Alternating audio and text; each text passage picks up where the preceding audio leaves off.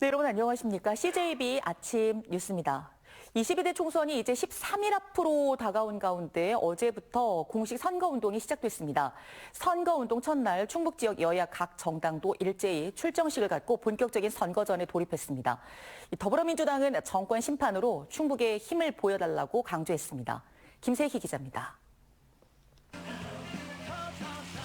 굵은 빗줄기 속에서도 거리 곳곳에 로고송이 울려 퍼지고 선거운동원들이 시민들을 향해 피켓을 흔듭니다. 어제부터 공식 선거운동이 시작되면서 후보들은 본격적으로 지지 호소에 나섰습니다. 충북에는 8개 선거구에 출마한 후보 21명이 선거운동에 돌입했습니다. 더불어민주당은 이모선 도당위원장을 비롯한 청주권 후보 4명, 당직자들이 한자리에 모여 출정식을 가졌습니다. 정권 심판의 날입니다. 우리의 목표는 단 하나입니다. 반드시 이겨야 합니다. 우리 충북 도민의 그리고 청주 시민의 무서움을 확실하게 보여주시기 바랍니다, 여러분. 민주당의 총선 제1성은 정권 심판입니다. 현 정부 출범 이후 경제, 외교 어느 하나 후퇴하지 않은 분야가 없다며 정권 심판은 대한민국 정상화와 민생 회복의 출발점이라고 강조했습니다. 4월 10일은 대한민국을 다시 바로 세우는 첫째 날로 만들어야 합니다. 4월 10일은 서민 경제를 다시 살리는 날입니다. 정권 심판과 함께 새로운 변화도 강조했습니다. 이번 경선에서 현역 의원들이 잇따라 공천을 받지 못하면서 청주의 유력 후보 4명이 모두 교체됐습니다. 공천 혁명을 이루어졌습니다. 그래서 새로운 사람들이 만들어졌고 이제 청주 시민들께서 충북 도민들께서 이에 대해서 화답해 주실 차례입니다. 4년 전 선거에서 충북 8개 선거구 중 5곳을 가져가며 우세를 점했던 더불어민주당. 이번에는 8석 전석 석권을 목표로 본격적인 선거운동에 돌입했습니다. CJB 김세희입니다. 국민의힘도 공식 선거운동 첫날 일제히 출정식을 갖고 총선 필승을 결의했습니다.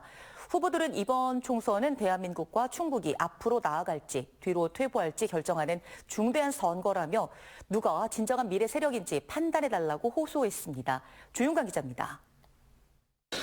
국민! 기호! 빗속에 운집한 국민의힘 지지자들 앞에선 청주권 국민의힘 총선 주자들, 청주 상당 서승우는 행정 전문가, 흥덕 김동원은 경제 전문가, 청원 김수민은 홍보 전문가, 서원 김진모는 법률 전문가라며 청주 어벤져스 후보들에게 표를 몰아달라고 호소했습니다. 경쟁 상대인 민주당은 운동권과 시민단체 출신 후보들 일색이라며 실력과 경험을 갖춘 후보가 누구인지, 진정 충북과 청주의 미래를 맡길 적임자가 누구인지 판단해달라고 목소리를 높였습니다. 운동권 일세! 평생 제대로 일 안 하고 남 비난하고 데모만 하던 민주당의 후보하고 비교해 주시죠, 여러분! 또 민주당이 임기를 반도 못 채운 윤석열 대통령 탄핵을 외치며 국정 마비를 기도하고 있다며 정부의 발목 잡기에만 몰두하고 있는 야당을 표로서 심판해달라고 호소했습니다.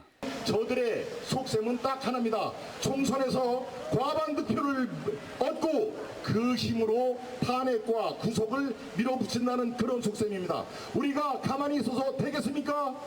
충북 후보들은 오후에는 세종시로 자리를 옮겨 충청권 후보들과 함께 한동훈 비대위원장의 국회 세종시 완전 이전 발표에 대한 적극 지지와 이행을 약속했습니다. 정진석 충청권 공동선대위원장은 행정수도 특별법과 국회법, 정부조직법 개정안을 대표 발의해 국회의사당 세종시 완전 이전을 통한 충청 중심시대를 열겠다고 강조했습니다. 바야흐로 충청 중심시대, 충청 전성시대를 우리 국민의 힘으로 열어합시다, 여러분. 국민의힘 비청주권 후보들도 지지자들과 함께 지역별 총선 출정식을 갖고 13일간의 공식 선거운동을 시작했습니다. CJB 조윤광입니다. 녹색 정의당도 어제 오전 도청 앞에서 선거운동 출정식을 열었습니다. 송상호 후보와 당원 관계자 등이 모인 가운데 송 후보는 우리가 기후 위기를 극복할 마지막 세대라며 기후 위기 해결에 앞장서야겠다고 강조했습니다.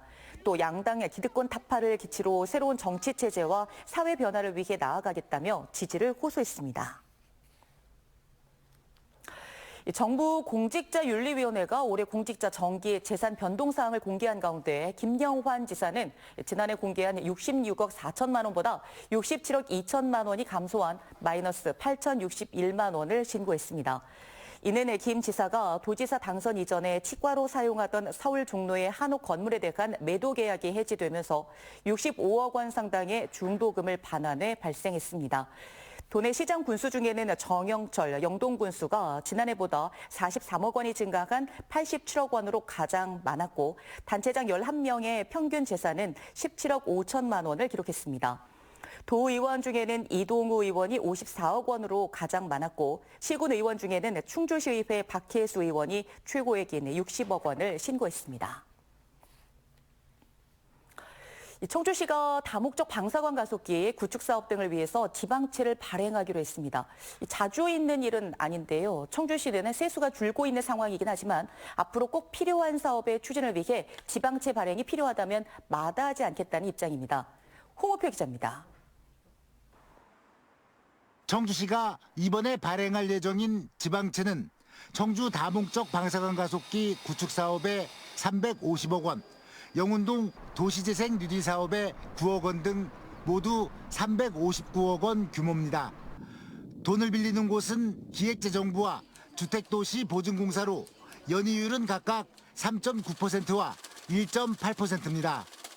현재 청주시의 예산 대비 지방채 발행 비율은 1.5% 수준으로 비슷한 도시 규모인 수원, 성남 등의 3% 수준보다 낮습니다.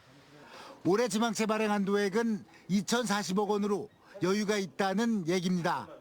청주시의 지방채 발행은 자주 있는 일은 아닌데 앞으로 당분간 매년 지방채 발행이 불가피해졌습니다.